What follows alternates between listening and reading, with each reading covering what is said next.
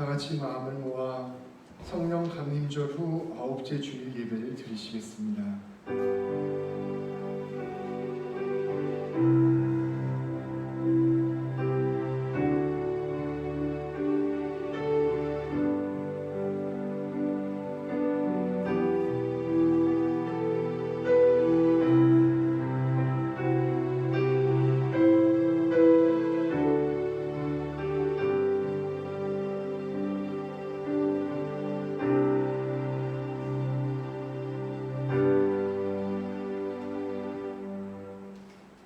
오호라 너희 모든 목마른 자들아 물러 나아오라.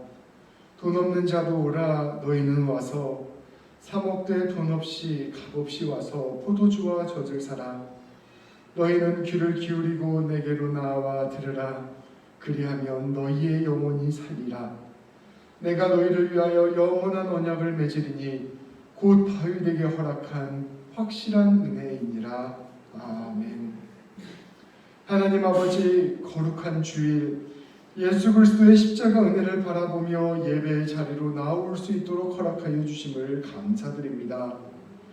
주님, 오늘 예배를 통하여 우리의 지치고 상한 심령을 온전히 치유하여 주시고 우리의 삶을 짓누르는 모든 악한 권세를 물리쳐 주시옵소서. 주님, 이 예배가 주님께서 주시는 영원한 양식과 생명수를 먹고 마시는 귀한 은혜의 시간 되게 하여 주시고 참된 힘과 지혜와 능력을 얻어 새롭게 일어서는 은혜의 시간 되게 하여 주시옵소서. 이를 통해 예배가 우리의 생명줄임을 깊이 깨닫게 하여 주시옵소서. 예수님의 이름으로 기원합니다. 아멘. 자리에서 모두 일어나시겠습니다. 찬송가 32장으로 주님을 찬송하겠습니다.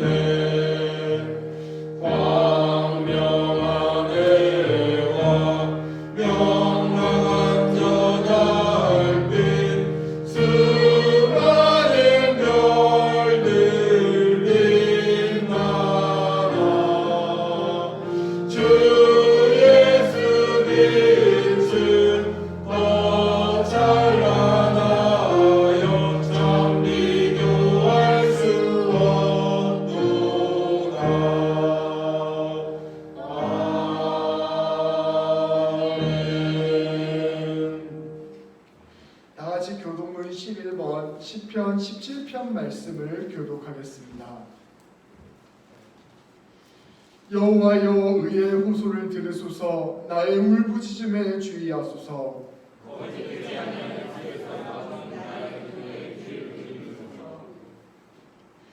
주께서 나를 판단하시며 주의 눈으로 공평함을 살피소서.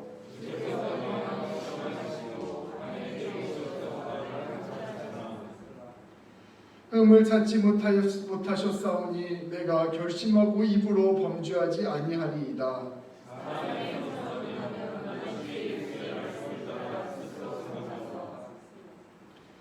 포악한 자의 길을 가지 아니하였사오며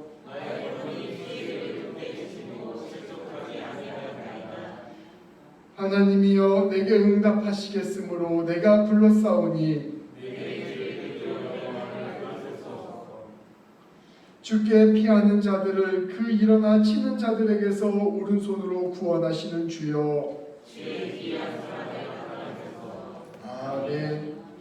사도신경으로 우리의 신앙을 고백하시겠습니다. 나는 전능하신 아버지 하나님 천지의 창조주를 믿습니다.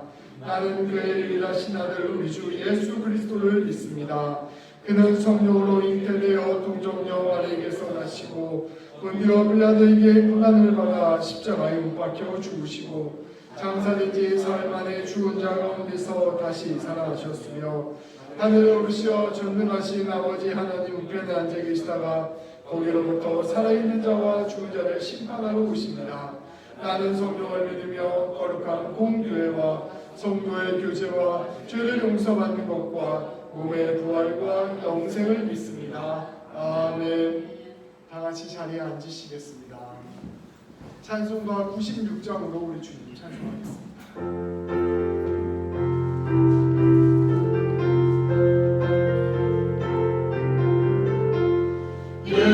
예수님은 누구신가? 오늘 나의 위로와 없는 자의 풍성이며 전한 자의 높음과 잡힌 자의 노임 되고 우리 기쁨 되시네. 예수님은 누구신가? 약한 자의 강함과 눈먼 자의 빛이시며 병든 자의 고침과 죽은 자의 부활되고 우리 생명 되시네. 예수님은 누구신가? 주한 자의 정함과 죽을 자의 생명이며 죄인들의 중보와 멸망자의 구원되고 우리 평화 되시네. 예수님은 누구신가? 온 교회의 머리와 온 세상의 구주시며 모든 왕의 왕이여 심판하실 주님 되고 우리 영광 되시네. 아멘. 이 시간 다 함께 고백의 기도를 드리시겠습니다. 우리 주님은 치유의 하나님이십니다. 우리의 상한 심령과 무너진 삶은 오직 주님께 나아올 때 진정한 치유를 얻을 수 있습니다. 그러나 우리의 마음이 어두워질수록 주님이 더 필요할수록 우리는 주님께 나아가지 않습니다. 우리의 죄가 우리의 눈을 가리고 우리의 마음을 더욱 강팍하게 만들기 때문입니다. 이러한 우리를 위해 주님은 기꺼이 이 땅에 오셨습니다. 발가벗겨지고 채찍질 당하시고 모두가 볼 수 있는 언덕이 나무 위에 못 박혀 죽으셨습니다. 우리에게 주님의 사랑을 온전히 보이신 것입니다. 이 시간 함께 기도합시다. 주님, 우리가 주님의 사랑을 바라보지 않고 살아갔던 것을 고백합니다. 용서하여 주시옵소서. 다시 우리의 솔직하고 정직한 마음을 주님께 드리오니 이 시간 우리를 고쳐주시고 우리를 새롭게 하여 주시옵소서. 다 같이 주님을 바라보며 기도하며 나아가겠습니다.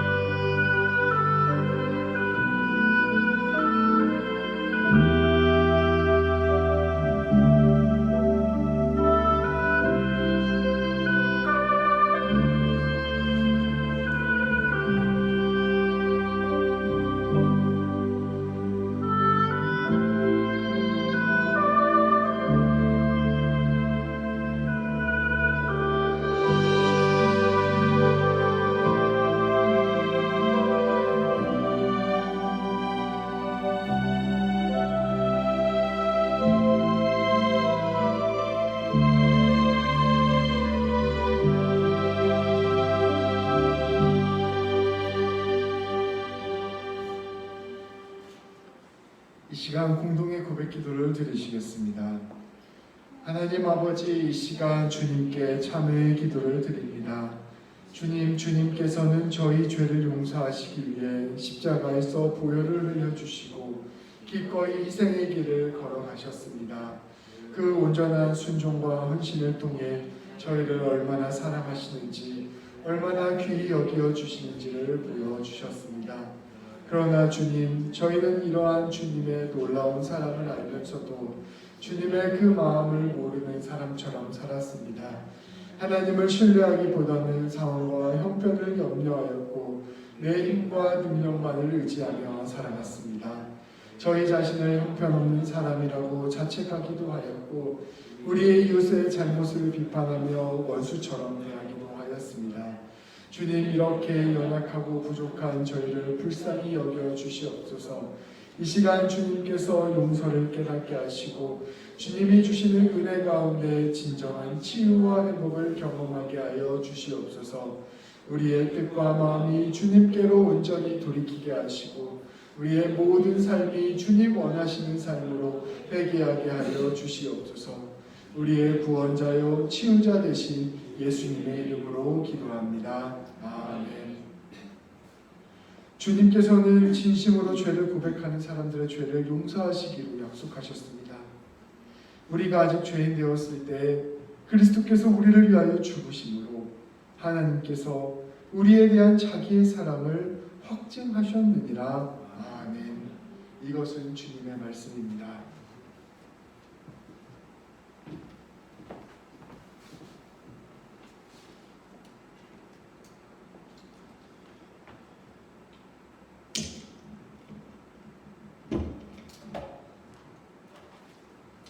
하나님 아버지, 오늘도 복된 주일을 허락해 주셔서 우리 성도님들과 한자리에 모여 은혜 가운데 예배드리게 하시니 참 감사합니다.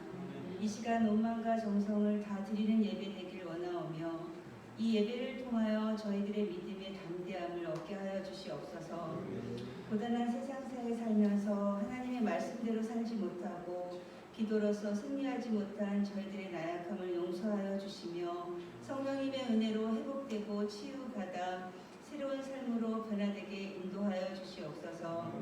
주님, 코로나 바이러스의 확산을 막아주시고 하루속히 잠잠케 하여 주시며 온전한 회복을 위하여 간섭해 주시옵소서.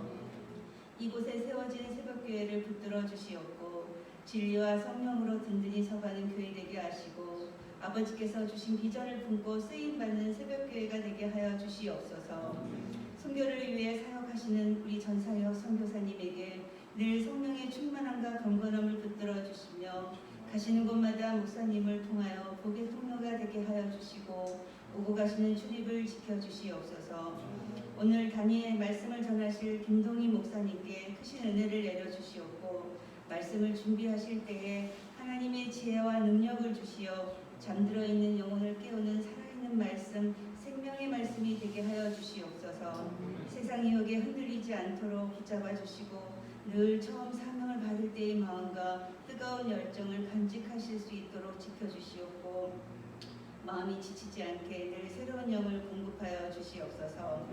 이설인 사모님께서 새롭게 시작하는 직장 또한 잘 감당하게 하시옵고 담대함으로 주님의 은혜가 가득하길 기원합니다. 이 시간 우리 청년에게 주님을 알게 해주시고 주님 안에 비전과 소망을 품게 살게 하여 주시옵고 주의 청년들이 인생을 주님 앞에 의탁하며 오직 기도와 주님 앞에 영광 돌리게 하여 주시옵소서.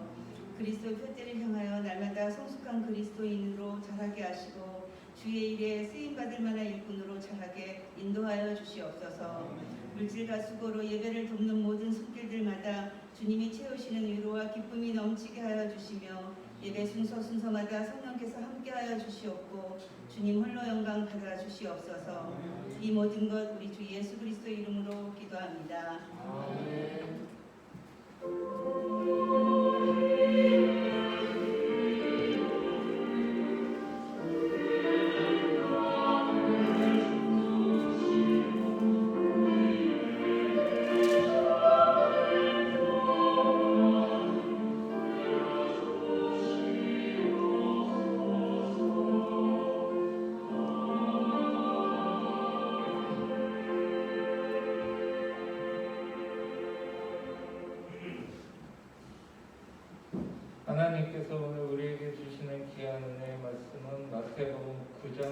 6절에서 8절 말씀입니다. 예수께서 배에 오르사 건너간 본 동네에 이르시니 침상에 누운 중풍병자를 사람들이 데리고 오거늘 예수께서 그들의 믿음을 보시고 중풍병자에게 이르시되 작은 자야 안심하라 내 잘 사함을 받았느니라. 어떤 서기관들이 속으로 이르되 이 사람이 신성을 모독하도다. 예수께서 그 생각을 아시고 이르시되 너희가 어찌하여 마음에 악한 생각을 하느냐. 내 죄 사함을 받았느니라 하는 말과 일어나 걸어가라 하는 말 중에 어느 것이 쉽겠느냐. 그러나 인자가 세상에서 죄를 사하는 권능이 있는 줄을 너희로 알게 하려 하노라 하시고 중풍병자에게 말씀하시되 일어나 내 침상을 가지고 집으로 가라 하시니 그가 일어나 집으로 돌아가거늘 우리가 보고 두려워하며 이런 권능을 사람에게 주신 하나님께 영광을 돌리니라. 아멘. 이것은 하나님의 말씀입니다.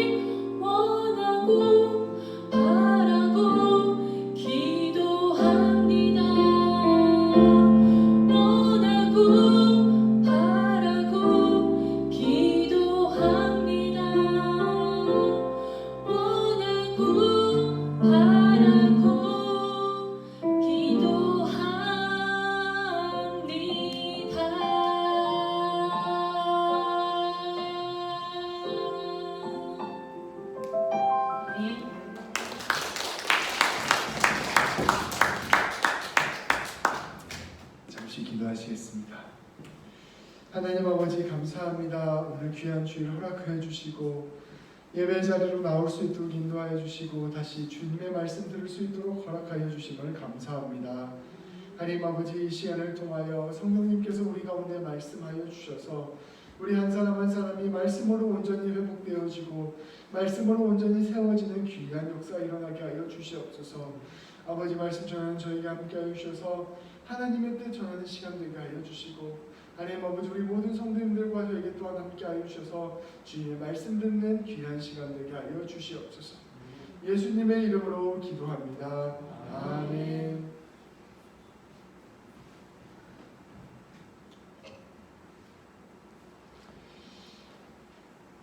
지난 한 주간 비록 덥기는 하였지만 요즘 참 날씨가 좋은 것 같습니다. 이 지역에 가장 좋은 때를 보내고 있는 것 같습니다.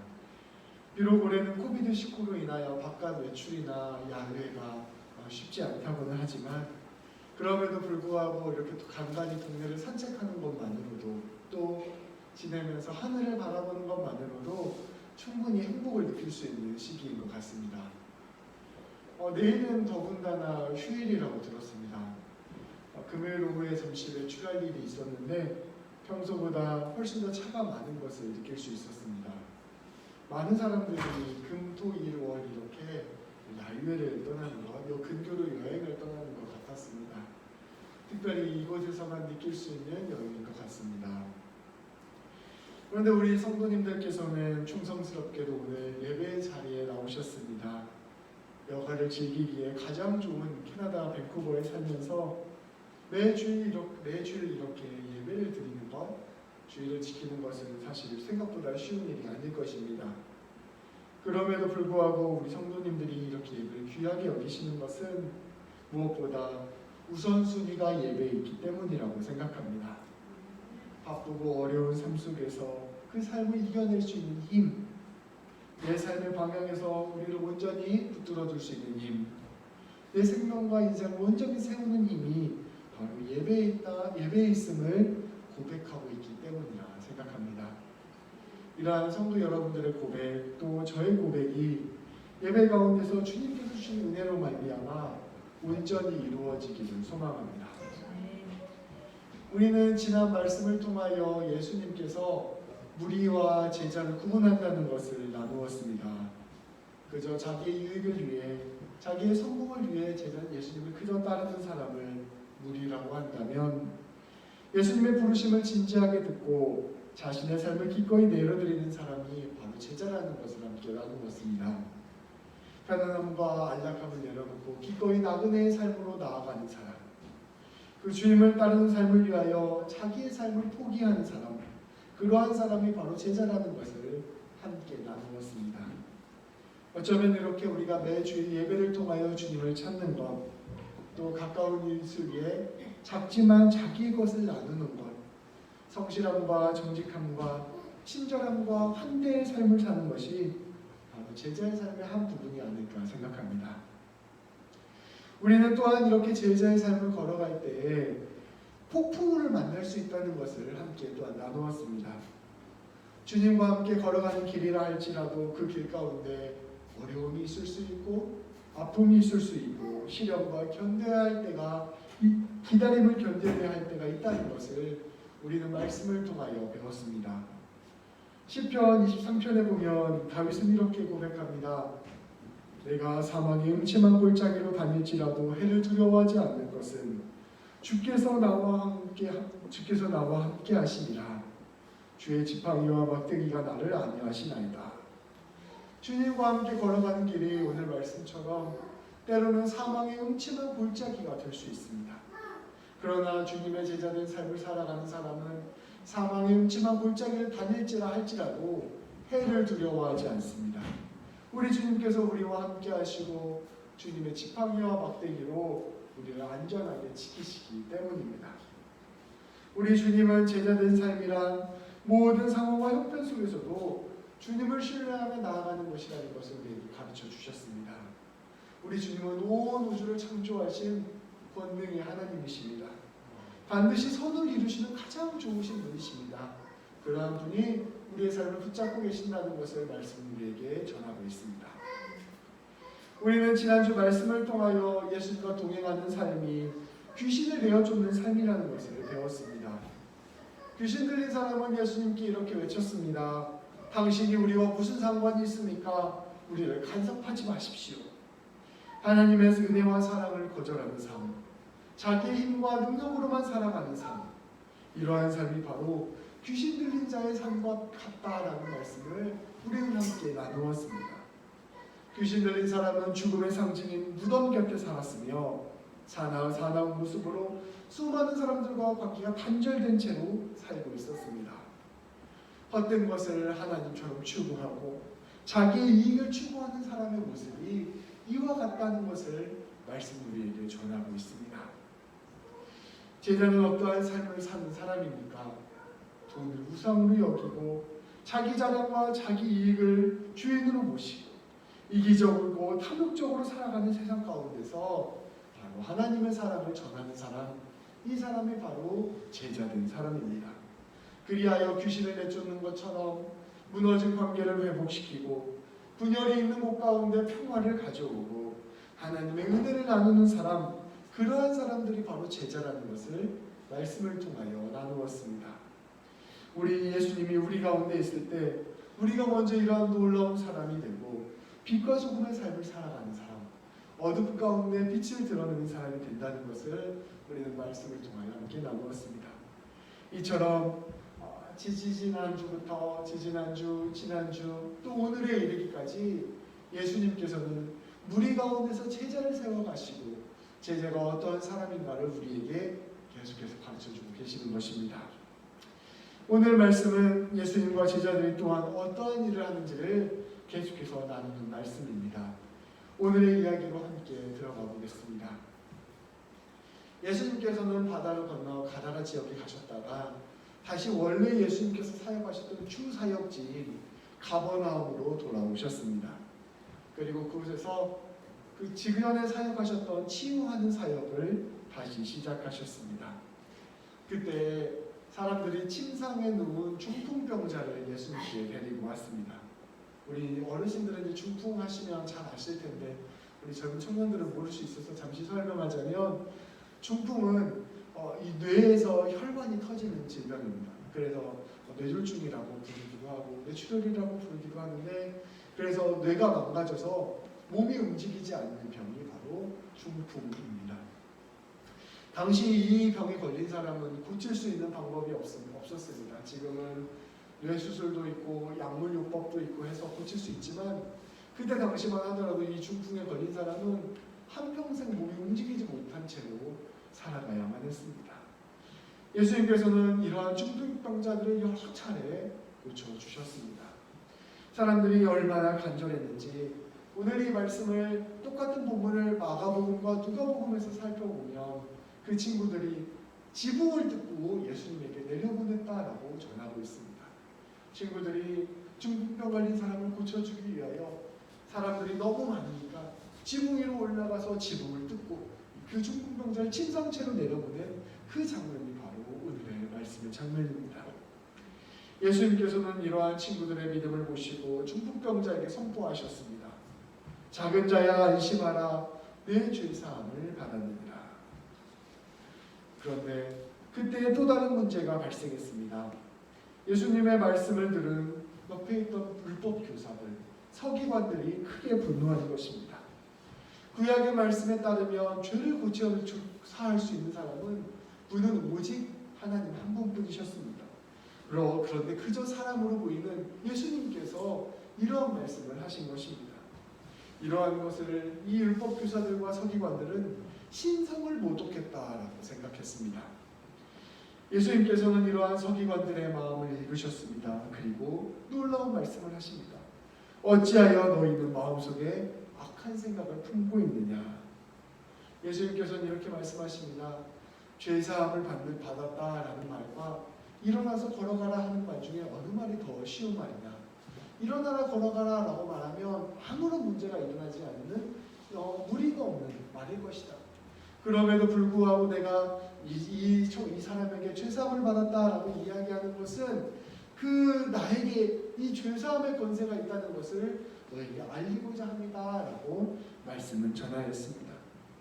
예수님께서 그저 편하게 말씀하셨다면 아무런 분쟁과 논란이 없었겠지만 예수님께서는 이런 반발을 아시면서도 죄사함을 선포하신 것입니다. 예수님께서 어떠한 분이신지, 예수님께서 무엇을 위하여 이 땅에 오셨는지를 분명히 보여주신 것이었습니다. 예수님의 사역은 사람의 병을 치유하고 더 나아가 죄를 용서해 주시는 사역이셨습니다. 예수님께서는 이러한 사역을 이 중풍병자에게 선포하심으로 보여주신 것입니다. 중풍병자는 예수님이 이러한 치료하심으로 말미암아 완전히 회복되었습니다. 예수님께서는 중풍병자에게 일어나니 침상을 가지고 돌아가라 명령하셨고 중풍병자는 그 자리에서 회복되어서 집으로 돌아갔습니다. 말씀은 이 광경을 본 모든 사람들이 두려워하며 이 권능을 예수님께 주신 하나님을 찬양하였다, 영광을 돌렸다라고 하며 끝나고 있습니다. 예수님께서는 많은 환자들을 치료하셨습니다. 수많은 사람들을 치유하였기 때문에 그 모든 치유 사건들을 성경에 다 담을 수가 없었습니다. 성경은 함축적으로 요약적으로 예수님의 사역을 설명해야 됐기 때문입니다. 그렇기 때문에 성경의 제자들은 예수님의 그 수많은 치유 사역들 중에서 몇 가지의 치유 이야기만을 전할 수밖에 없었습니다. 여러분, 예수님이 치유하신 사건들 한번 기억해 보실까요? 눈먼 자가 눈을 뜬 사건, 나병 환자가 깨끗함을 입은 사건, 혈루병 걸린 여인이 회복된 사건, 안중뱅이가 일어선 사건, 중풍병자가 회복된 사건, 이러한 사건들이 바로 예수님께서 치유하신 사건들입니다. 그런데 이렇게 제자들이 예수님의 치유 사건 중에서 말씀을 통하여 드러낸 사건들에 공통된 특징이 있습니다. 그것은 단순히 몸을 회복시켜 준 것이 아니라 그들의 삶 전체를 회복시켜 준 놀라운 사건이라는 것입니다. 단순히 몸이 아픈 것이 문제를 넘어서서 그들 삶 전체가 갇혀 있었는데 이 갇혀 있는 삶을 해방시켜 준 사건, 이것이 바로 예수님의 사건, 치유 사건에 담겨져 있는 내용이었습니다. 예수님께서는 예수님의 치유를 통하여 이들을 해방하고 하나님을 바라보게 하며 새로운 삶을 선물로 주셨습니다. 죄와 사망의 권세에 사로잡혀 살아가는 사람들, 질병 때문에 공동체에서 버림받은 사람들, 삶의 고난 때문에 절망 가운데 살아갔던 사람들을 구원해 주는 것, 이것이 바로 예수님께서 하신 치유 사건이셨습니다. 예수님께서는 사역을 처음 시작하실 때 이와 같이 선포하셨습니다. 누가복음 18장 19절 말씀을 우리 다 같이 함께 봉독하도록 하겠습니다.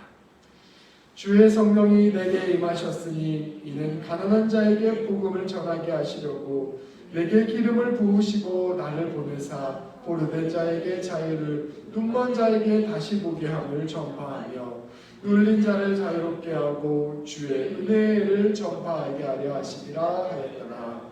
아멘. 주님께서는 이러한 치유의 사역을 통하여 예수님께서 이 땅 가운데 오신 것이 어떠한 의미인지를 우리에게 보여주셨습니다. 예수님의 사역은 이러한 의미가 있습니다. 포로된 사람에게 자유를 주고 하나님을 보지 못했던 사람들에게 다시 하나님을 보게 하고 억눌려 살아왔던 사람들, 그 마음 가운데 가득 찼던 염려와 두려움과 상처들로부터 그를 해방시켜서 하나님 안에서 자유롭게 하는 그런 놀라운 역사를 이루어 주신 것입니다. 예수님께서는 모든 사역을 통하여 하나님께서 다스리시는 나라, 주님의 사랑과 생명이 회복된 나라를 선포하셨습니다. 예수님께서는 오늘 중풍병자를 고치면서도 단순하게 병을 치유하는 것에서 그치지 아니하고 죄사함과 해방을 동시에 선포하심으로 말미암아 이에게 임한 하나님의 나라를 선포하셨습니다. 예수님의 제자가 된다는 것은 이런 하나님 나라에 참여하는 것입니다. 먼저는 우리 자신이 용서와 치유와 해방을 경험하는 것이고 그 다음으로는 이 땅 가운데 주님의 용서와 치유와 해방을 선포하는 것입니다. 앞서 말씀을 통하여 무리와 제자가 다르다는 것을 함께 나누었습니다. 무리는 그저 자기 문제를 가지고 주님께 찾아옵니다. 주님, 제가 지금 중풍병에 걸렸습니다. 주님, 저는 눈이 안 보입니다. 주님, 저는 나병에 걸렸습니다. 이렇게 각자가 가진 문제를 가지고 주님께 나오는 것입니다. 우리도 이렇게 처음 예배로 나올 때는 무리로 주님께 나아갑니다. 주님, 내 삶에 이러한 문제가 있습니다. 하나님, 내 삶에 이러한 고민이 있습니다. 하나님, 제 삶에 이러한 아픔이 있습니다. 이러한 것들을 가지고 주님을 찾아오는 것입니다. 주님은 이러한 우리의 아픔과 어려움을 긍휼히 여기십니다. 주님께서는 나사로가 죽었을 때 그 앞에서 우셨습니다. 주님께서는 우리가 이런 아픔을 가지고 주님께 나올 때 그 아픔을 나몰라 하지 않으시고 그 아픔 가운데 함께 아파하고 울으십니다. 그리고 우리를 긍휼히 여겨주십니다. 그리고 우리에게 선포하시는 것입니다. 네 죄가 용서를 받았다. 주님은 우리의 모든 삶의 문제, 우리의 모든 병을 고치실 뿐 아니라 우리의 죄까지도 용서하시는 것입니다. 우리의 문제의 모든 근본을 만지시는 것입니다. 우리의 삶의 고단한 문제와 아픔들에 공감하시며 함께 울으시며 그것을 고치시기도 하시지만 동시에 우리에게 가장 필요한 것이 하나님이라는 것을 알려주시는 것입니다. 우리가 주님께 우리의 삶의 문제를 가지고 나올 때 주님께서는 우리에게 그 기도를 응답해 주심을 통하여 그것을 통하여 하나님께로 돌아가도록 인도하시는 것, 그것이 바로 주님이 우리에게 하시는 일입니다. 우리의 죄를 깨닫게 하시고 우리의 죄를 용서하셨다는 것을 믿게 하시고 우리와 하나님 사이의 관계를 회복시켜 주시는 것, 그것이 바로 우리가 주님께 나아갈 때 우리 가운데 일어나는 역사입니다. 주님께서는 우리의 삶의 문제들뿐 아니라 우리의 믿음의 문제까지 모두 회복시켜 주는 것입니다. 이것이 바로 주님께서 우리에게 하시는 일입니다. 이것을 깊이 깨달을 때 우리는 이제 제자의 길로 나아가게 됩니다. 우리는 처음에 우리의 삶의 문제들과 우리의 삶의 고민들을 가지고 주님께 나옵니다. 주님의 만져주심과 치유하심과 회복해 하심을 경험합니다. 그리고 그 가운데서 하나님을 다시 바라보게 되고 하나님 안에서 온전히 새로운 존재로 거듭나게 됩니다. 그렇게 될 때 우리는 더 이상 무리에서 머물러 있는 것이 아니라 제자로 한 걸음 더 있게 되는 것입니다. 주님께서 주신 은혜가 얼마나 귀한 것인지, 얼마나 값진 것인지, 얼마나 근본적인 것인지를 깨달았기 때문입니다. 예수님의 제자는 이제 예수님이 우리에게 하신 일을 전하는 삶을 가지고 나아갑니다. 여전히 이 땅 가운데는 삶의 어려운 문제들 가운데 갇혀 아파하며 살아가는 사람들이 많습니다. 우리 곁에 주변을 살펴보더라도 몸이 아픈 사람, 경제적으로 어려운 사람, 마음이 아픈 사람, 참된 소망을 발견하지 못하고 방황하는 사람, 외로움과 소외감 가운데 고통받는 사람, 세상 곳곳에 이렇게 아파하고 슬퍼하는 사람들이 가득합니다. 예수님의 제자가 된 사람은 이러한 다른 이들의 아픔과 슬픔에 공감하고 예수님과 더불어 참된 치유와 구원을 나누는 사람이 됩니다. 예수님의 제자가 된 사람은 예수님이 하셨던 그 일을 똑같이 삶의 곳곳에서 하게 되는 것입니다. 배고픈 사람에게는 음식을 나누어 줍니다. 아파하는 사람에게는 치유를 도와줍니다. 외로운 사람에게는 친구가 되어줍니다. 고아와 과부와 나그네들을 돌보며 보살피는 사람이 됩니다. 무엇보다 삶의 곳곳에서 우리 주 예수 그리스도의 십자가의 사랑과 용서와 구원을 선포함으로써 우리 하나님의 은혜를 전하고 진정한 믿음과 소망과 사랑을 전하는 사람이 됩니다. 이것이 바로 제자의 삶입니다. 우리 앞서 말씀을 통하여 예수님의 제자가 되는 사람은 귀신을 쫓아내는 삶이라고 선포하였습니다. 그것은 세상의 헛된 권세가 아니라 하나님 안에 속한 사람으로 변화시켜가는 것, 그것이 바로 제자의 삶이라는 것을 함께 나누었습니다. 오늘 말씀을 통하여 또한 제자의 삶은 예수님이 우리를 치유하신 것처럼 우리가 세상 곳곳에 나아가서 예수님처럼 치유하며 살아가는 사람, 그것이 바로 제자의 삶이라는 것을 오늘 말씀은 우리에게 가르쳐주고 있는 것입니다. 오늘 예수님께서 중풍병자를 고치자 서기관들이 옆에 있다가 예수님을 비판하였습니다. 이들은 예수님이 사람을 고치는 데에는 관심이 없었습니다. 중풍병자가 방금 들어와서 예수님으로 말미암아 회복돼서 일어서는 것에는 관심이 없었습니다. 그들은 그들이 믿고 있는 율법, 그들이 믿고 있는 교리를 어기는 일에만 대한 관심이 있었습니다. 이들에게는 사랑보다 자기가 믿고 있는 법조문이 훨씬 더 중요한 것이었습니다. 예수님께서는 이들을 비판하셨습니다. 그들은 하나님의 사랑의 역사하심을 눈앞에서도 보고도 마음이 굳어져서 그 일을 깨닫지 못하였기 때문입니다.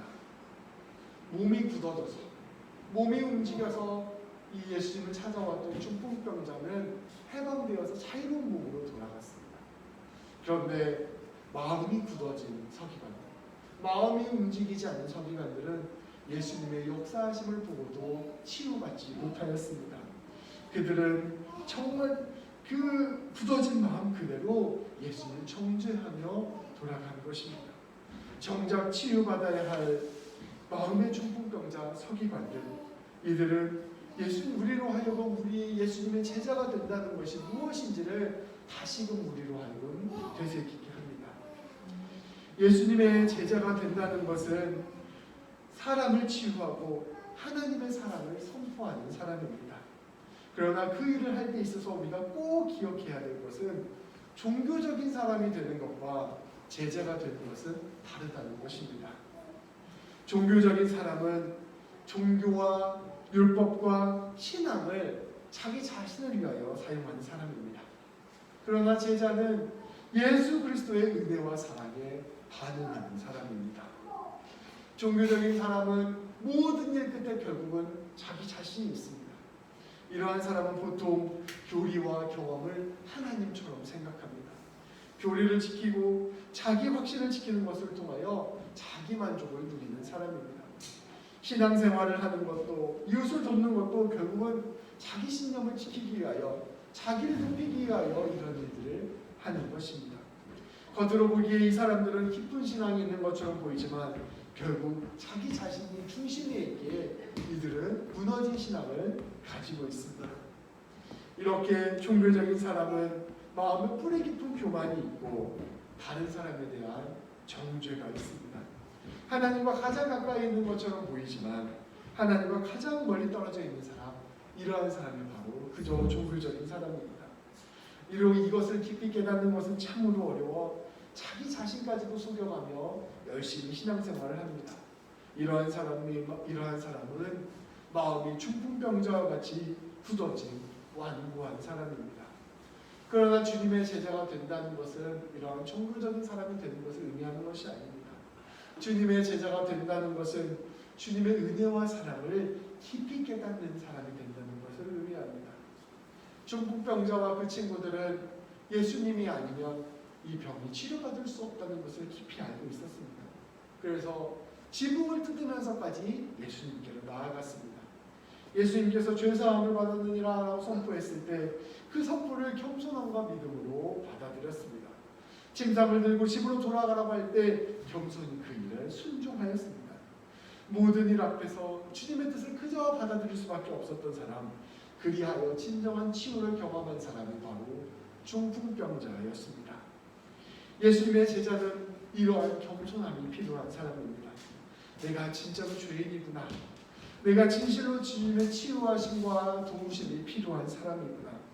나는 하나님의 은혜가 없이는 단 하루도 살 수 없는 사람이구나 라는 것을 깨달은 사람, 이러한 사람이 바로 제자의 길로 나아갑니다.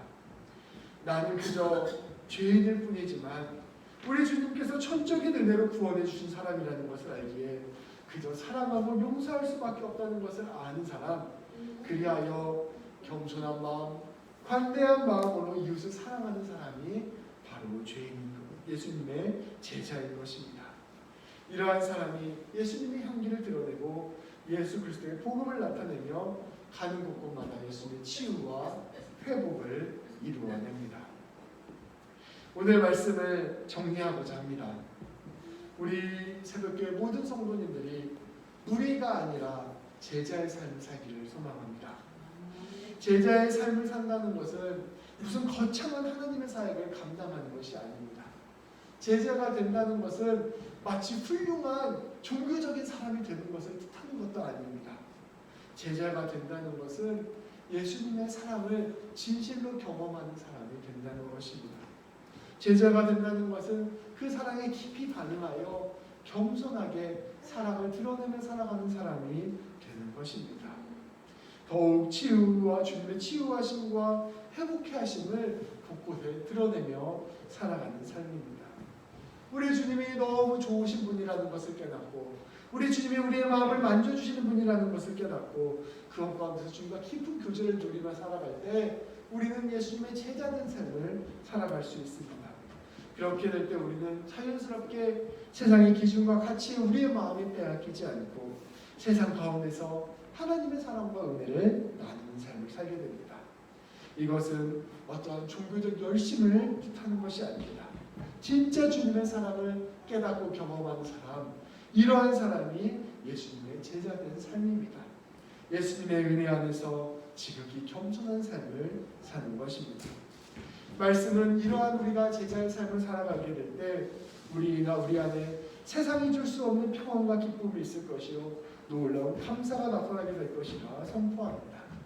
제자가 되는 것은 종교적 부담을 막 짊어지고 살아가는 게 아닙니다. 제자가 된다는 것은 내가 열심히 살아야 하는데 하나님이 원하시는 대로 못 살면서 막 괴로워하면서 막 꾸역꾸역 살아가는 것이 아닙니다. 제자가 된다는 것은 만져주시고 치유하시고 회복케 하시고 우리를 세워주시고 우리와 함께 동행하여 주시며 놀라운 은혜와 사랑을 매일매일 부어주시는 그 하나님에 반응하여 감격하며 기뻐하며 살아가는 삶, 그것이 바로 제자의 삶인 것입니다. 제자가 된다는 것은 정말로 예수님 안에서 살아가는 것입니다. 이를 위하여 우리가 주님께 기도하며 나아갔으면 좋겠습니다. 주님, 제가 진실로 이러한 주님의 은혜와 사랑을 누리며 살고 싶습니다. 하나님, 제가 그러한 마음으로 예배드리게 하여 주시옵소서. 그리하여 예배를 드릴 때마다 예수님의 십자가 은혜 경험하는 예배가 되게 하여 주시옵소서. 기도했으면 좋겠습니다.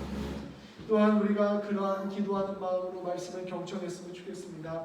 주님, 말씀이 선포하는 이 말씀이 그저 교리나 내 신앙적 지식을 쌓아가는 것이 아니라 이 말씀을 통하여 나에게 오늘 선포하는 놀라운 하나님의 사랑이 내 마음 가운데 진실로 들릴 수 있도록 인도하여 주시옵소서. 이 기도하는 마음으로 말씀을 들으셨으면 좋겠습니다. 그리고 모든 삶의 자리에서 하나님, 제가 살아가는 것이 홀로 살아가는 것이 아니라 지금도 주님께서 동행하고 계시고 지금도 내 삶을 책임져 주시는 하나님과 함께 걸어가는 삶입니다 라고 고백하며 그 모든 삶 가운데 주님의 사랑을 기억하며 나아갔으면 좋겠습니다.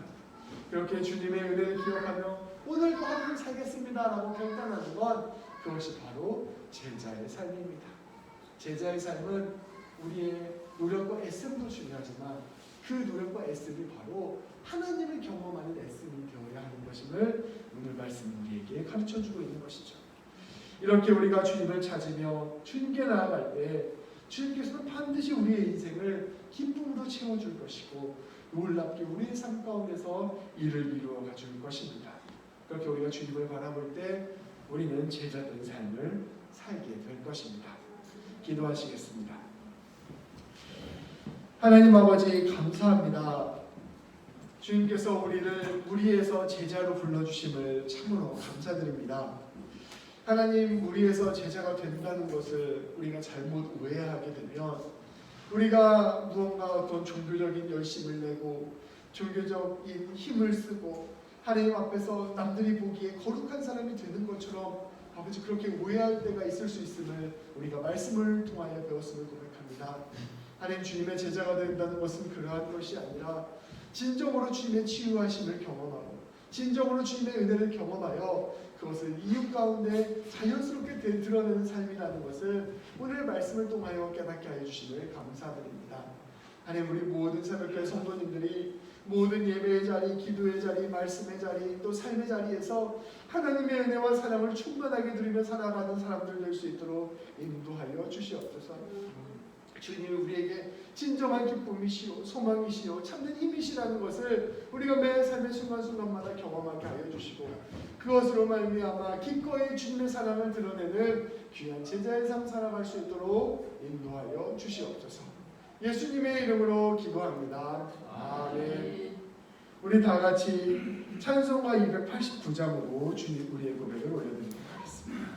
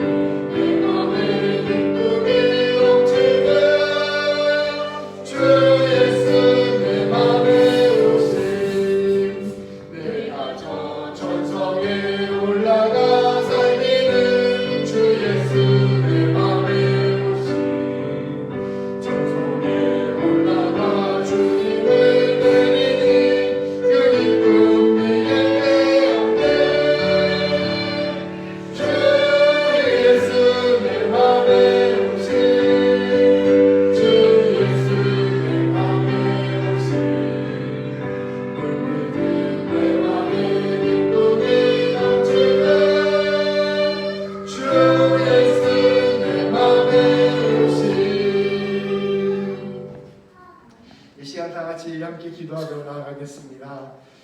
우리의 삶의 모든 문제와 우리의 심령의 모든 문제가 주님 안에서 치유받고 회복되는 역사가 있도록, 나아가 우리가 주님의 치유를 선포하는 주님의 제자가 되도록 함께 기도하시겠습니다. 또한 우리의 삶 가운데서 늘 주님께서 함께 하실 수 있도록, 그리고 우리 교회를 위하여 함께 기도하며 나아가겠습니다.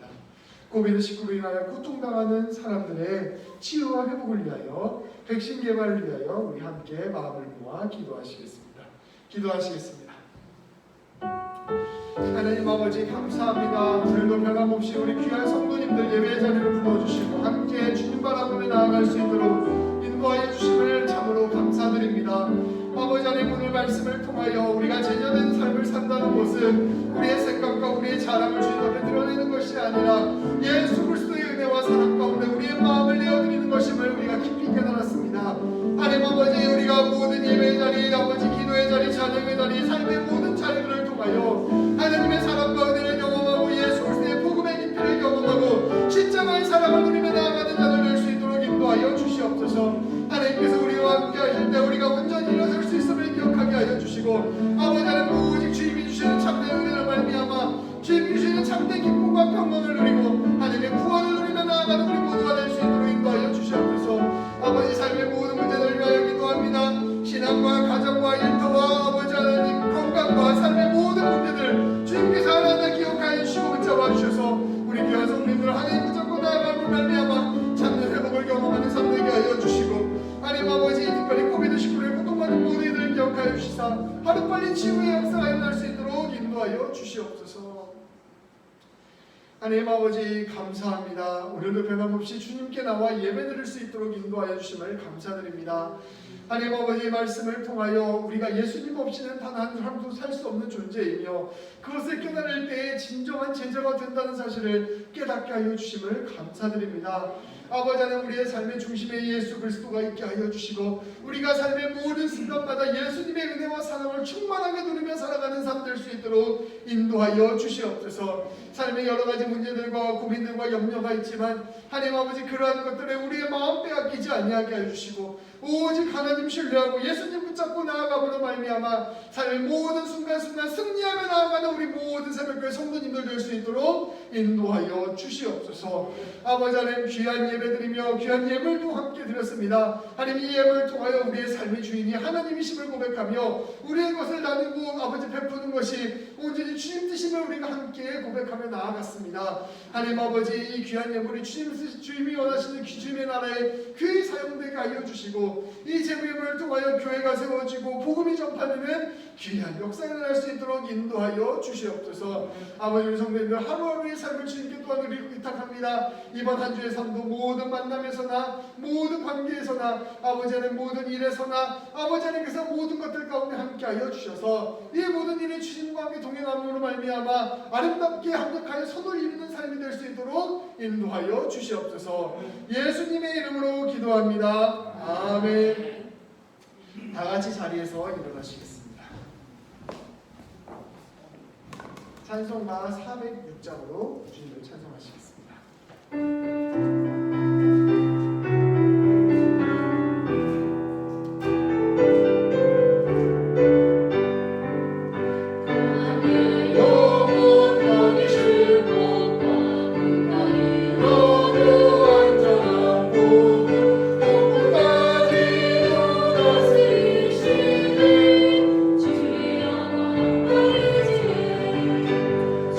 영원하신 바람 피어서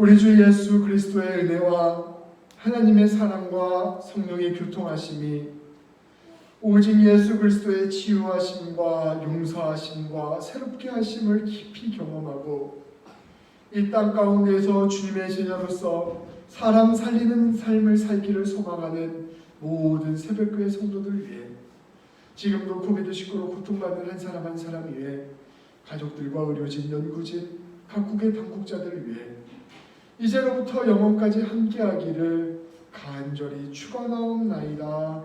아멘.